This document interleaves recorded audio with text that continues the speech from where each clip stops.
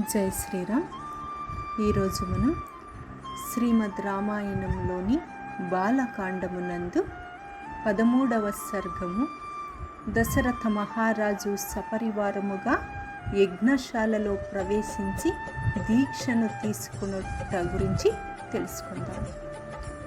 యజ్ఞాశ్వమును వదిలిన 1 సంవత్సరం తరువాత మరల వసంత ఋతువు ప్రారంభమున దశరథ మహారాజు సంతానార్థము యజ్ఞము చేయుటకై యాగశాలలో ప్రవేశించి వశిష్ఠ మహర్షికి అభివాదనమునర్చి విధి విధానముగా ఆయనకు పూజలు చేసి, ఓ బ్రహ్మర్షి, మాకు సంతానమును ప్రసాదించునట్టి యజ్ఞమును విద్యుక్తముగా నిర్వహింపజేయండి.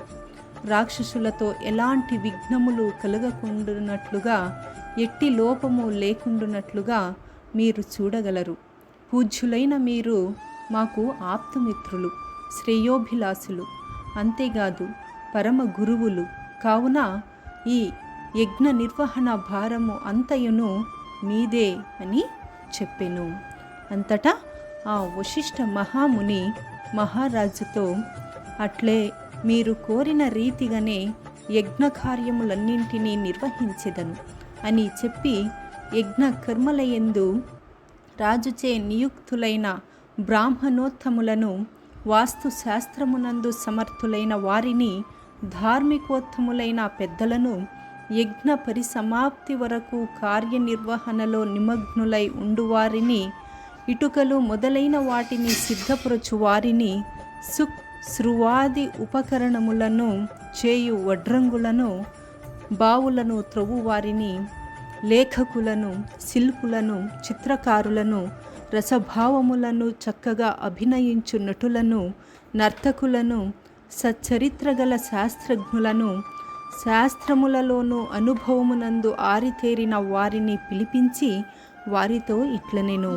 మీరందరూ రాజాజ్ఞను శిరసావహించి యజ్ఞకార్యములలో నిమగ్నులు కండి. వేల కొలది ఇటుకలను వెంటనే తెప్పించి యజ్ఞమునకు వచ్చే రాజులకై మిక్కిలి ఎత్తైన విశాలమైన భవనములను నిర్మించండి. అలాగే బ్రాహ్మణులకై 100 కొలది చక్కని గృహములను ఏర్పరిచి అవి గాలులకును వానలకును తట్టుకొనున్నట్లు దృఢముగా నిర్మించండి. అందులో వివిధములైన భక్ష్యాన్నపానములను సమకూర్చండి. అట్లే నగర జనులకును జానపదులకును నివాస యోగ్యములైన గృహములను నిర్మించి అనేక విధములైన తిను బండారములను, సర్వ సౌకర్యములను విస్తారముగా సమకూర్చండి. అన్ని వర్ణముల వారికిని తగు విధముగా ఆదర సత్కారములను చేయండి. యజ్ఞమునకు సంబంధించిన పనులలో నిరతులైన శిల్పులను, తదితరులను వయస్సును అర్హతను పాటించుచు గౌరవింపవలెను. అన్ని కార్యములను చక్కగా అనుష్ఠింపండి. ఏ విషయమునందు ఎలాంటి లోపము రాకూడదు. అలానే మరొక్క మాట, ఈ పనులన్నింటినీ మీరందరూ నిండు మనస్సుతో ప్రేమతో ఆదరించండి అని వశిష్ఠ మహర్షి చెప్పిన తరువాత వాళ్ళందరూ యుక్త కంఠముతో వశిష్ఠమునితో, ఇంతవరకును ఎట్టి లోటును రానీయక మీ ఆదేశముల ప్రకారమే చేసితిమి. ఇక మీదట కూడా మీ ఆజ్ఞలను ఏ లోపము వాటిల్లకుండా పాటించెదము అని పలికిరి.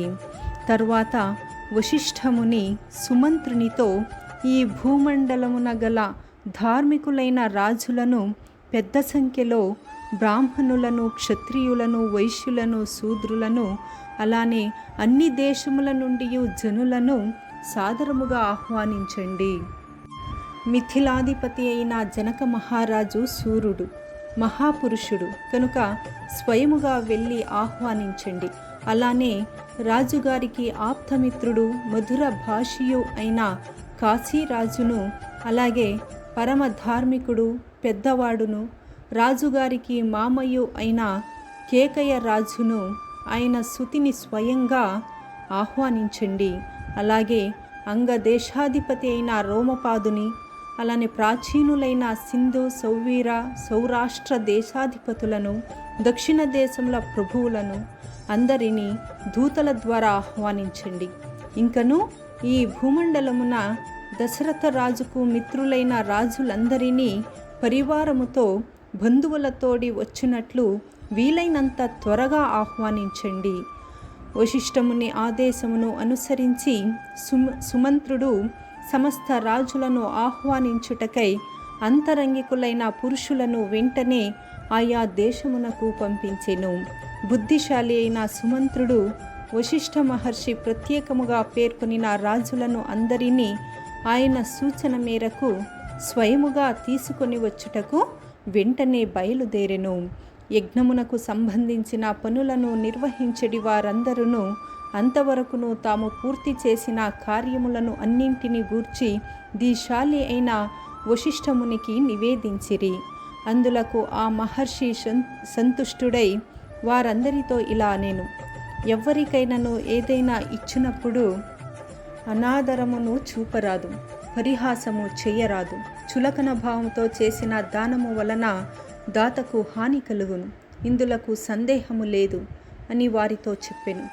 కొద్ది రోజుల తరువాత రాజులందరూ శ్రేష్టములైన రత్నములను, మణులను, ముత్యములను, పగడములను, అమూల్యములైన వస్త్రాభరణములను, చందనాది పరిమళ ద్రవ్యములను దశరథ మహారాజుకు కానుకలుగా తెచ్చిరి.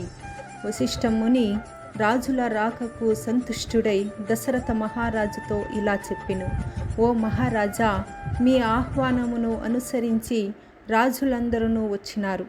ఆ రాజులందరికీ తగిన రీతిగా అతిథి సత్కారములను జరిపి తిని, నియుక్తులైన కార్యకర్తలందరూ యజ్ఞమునకు అవసరమైన సమస్త వస్తువులను సమకూర్చిరి. తీసుకొని వచ్చిన ఆ యజ్ఞోపకరణములను అన్నియును యాగశాలలో ఆయా ప్రదేశములలో ఉంచబడినవి. సమీపముననే ఉన్న ఈ శాలకు యజ్ఞమును ఆచరించుటకు వచ్చేయండి. ఓ రాజేంద్ర, సంకల్ప మాత్రమున అతి శీఘ్రముగా నిర్మింపబడిన ఈ శాలను తిలకించండి అని పలికెను.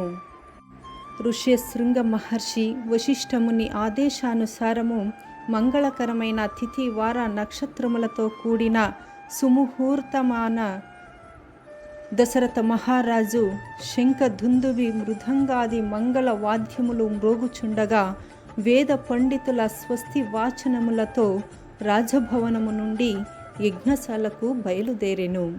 అంతటా వశిష్ఠముని మొదలైన బ్రాహ్మణోత్తములందరూ ఋష్యశృంగ మహర్షిని ముందుంచుకొని యజ్ఞవాటికకు చేరిరి.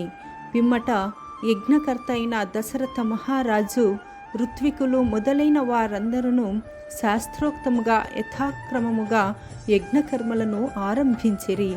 సకలైశ్వర్య సంపన్నుడైన దశరథ మహారాజు ధర్మపత్నులతో కూడి యజ్ఞవాటికను ప్రవేశించెను. పిమ్మట అతడు శాస్త్ర ప్రకారము విధి విధానముగా యజ్ఞదీక్షను స్వీకరించెను. ఇంతటితో వాల్మీకి మహర్షి రచించిన ఆది కావ్యమైన శ్రీమద్ రామాయణమునందలి బాలకాండమునందు 13వ సర్గము సమాప్తం. సర్వం శ్రీరామచంద్రపాదార్పణమస్తు. జై శ్రీరామ్.